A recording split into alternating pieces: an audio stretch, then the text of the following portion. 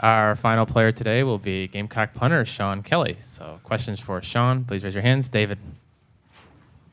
How you guys doing? Shauna, you've been having a really strong season, but maybe some of the other SEC superlatives aren't talking about you. Do you feel a bit underrated right now? Not too much. I mean, I'm just really hitting the punts that I'm put in the position for. I thought we've done pretty good about getting about to midfield on offense. So I don't have to really hit anything too far over 50. Usually just put them inside the 20 most of the time. So, people usually don't rave about it unless you're ripping them 50-yard average every game. So, I don't feel too underrated. Coming into South Carolina, did you envision yourself, having this kind of season and being considered one of the best players on the team at this point? I didn't see myself coming in and being considered like one of the best players. I definitely saw I chart every punt that I've hit in my whole career. I've got it on an Excel spreadsheet so I could see, if I take out 5 punts from my sophomore season or 6 punts from my freshman season, my average goes up from like 41 to I think it's like 44. So, I could just see, just getting more consistent, I could definitely be a lot better than what I had been. To the left, Ben. How important has it been for you to be as consistent as you've been, especially considering sometimes the offense and defense this year consistency hasn't necessarily been a hallmark? It's definitely been a big goal for me is putting us in the best field position that I can. I know I did have the one last game that was 69 yards, but it went for a touchback. If that one would have sat, that would probably been a lot better for me.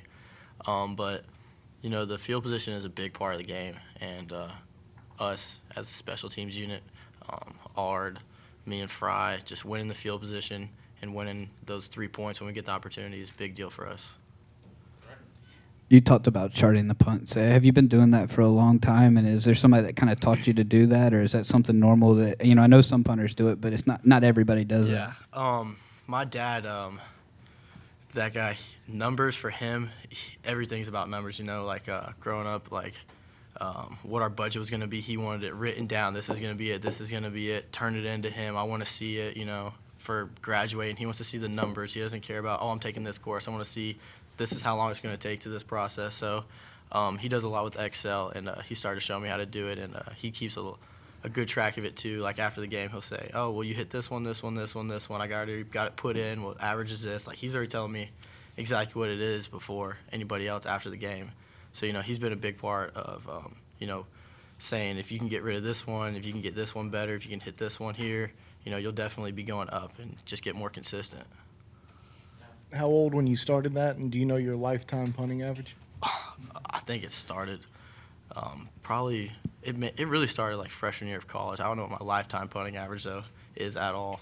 Did a little bit in high school, but not as much.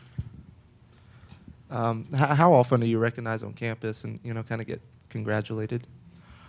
There's some kids in my classes that I get called for roll, and then I walk in like with a football shirt on or something, and they're like, "Oh, you play football?" Like I've gotten, "Oh, you're on the baseball team, right?" It's like, "No, not on the baseball team." "Oh, cross country team?" "No, I'm 200 pounds. I don't think I really would run cross country. Not too good a shape to run that far." Someone actually said, "Sean Kelly, oh, the golfer." I was like, "Yeah, no, not at all. Not a big golfer." To the left, Josh. I'm intrigued by the Excel spreadsheet too. Are you a finance guy? Is your dad into finance? Are you in finance? My dad is he was an estimator for big water plants and everything with Garney Construction. So like he does it for like multi-million-dollar plants. He just does it all the way down to the dollar. Like no matter what it is, he wouldn't. I mean, we go out to a construction site and he'll know, okay, that costs this much to be on the site for this long. Right. So he's very good with his numbers. Are you a finance major or an accounting no, major sir. or anything? No. No, sir. Do you get anything out of this data? I mean, is it? It definitely helps. When I look at it, to see I've hit maybe, I don't know what this year, but if I've hit a certain punt from 30 to 35 yards at a certain spot on the field, to know what was I thinking at that point on the field. Like, am I trying to put this down to the 5? Am I just trying to get it in a better spot? just if you can eliminate those and move those 30 to 35-yard punts to 40 to 45-yard punts, will the average go from, I don't know what it is right now, but like from 42 to 45? And, are you getting those inside the 20? Are they landing on the 21 instead of on the 10? Just being able to see where I'm struggling on the field, like right hash, the 50-yard line, I've been struggling a lot this year. And so, just being able to see where to get better at and where to work at during practice. So you chart yard line, the hash mark you're on, anything about the conditions, weather, wind, or anything? Is that No, part of not the deal? really. I mean, Coach Robinson does a hit chart for everybody, and I've seen my hit chart before, and it's all over the field just because we want to keep it away from the returner. So being able to see where on the field we are and where I'm hitting it to also helps with knowing how far I'm hitting that. You mentioned you're not Sean Kelly, the golfer, but that is something that golfers do. Do you chart? Do you kind of graph it too, like where you hit it this hash mark and this hash mark? Is it all just straight numbers? Oh no, it's the hit chart on the field. Like you'll have it. You'll have a full. If you have a printout of the field itself, you'll have the balls on the 20 right, and you'll have a pretty much a path of where it went and where it landed, for knowing like if they're on the right hash, they're hitting across the field or they're hitting into the boundary pretty much. Ben. When it comes to going between conventional punting and rugby punting, is that a situational thing? Is that something you guys discuss on the sidelines, just a play call that comes down? It's just what's best for getting people downfield. What's best for the condition. If you got a lot of wind in your face, you don't want to try to hit a ball straight up in the air because the wind might just bring it back 20 yards. You might want to get it on the ground, get it biting through that wind on the ground a lot of the times. To the left, Josh. It feels like when you're trying to pin somebody deep, it used to be the thing to kick the corner, to kick it out of bounds as close to the goal line as you could get. Now nobody seems to do that anymore. Now it's about getting it up and letting guys cover it. Is there a reason that has changed, that's gone out of favor, that coffin corner kick? I don't know exactly.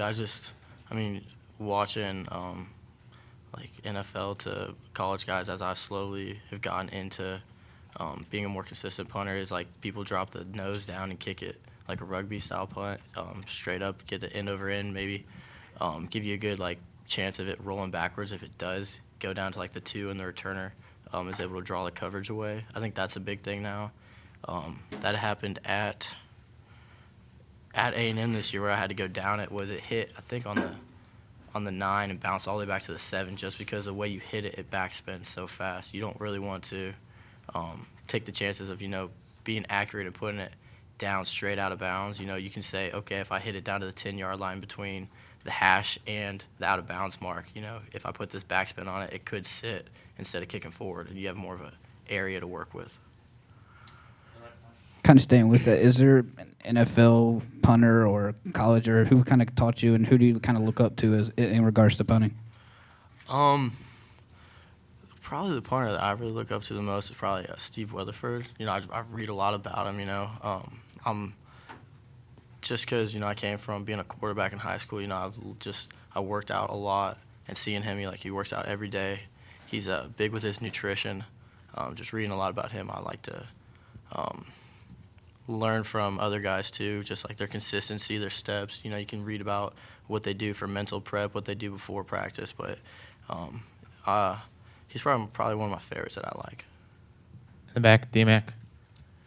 As someone who did play quarterback in high school, when did you know that punting was going to be your thing? That's what was going to be? When I stopped growing at 5'9.5", 5'10", about then I started to realize, everybody's getting recruited at 6 foot and over. I'm probably not going to have too big of a chance to play. Anything else for Sean? Thank you, Sean. Thank you.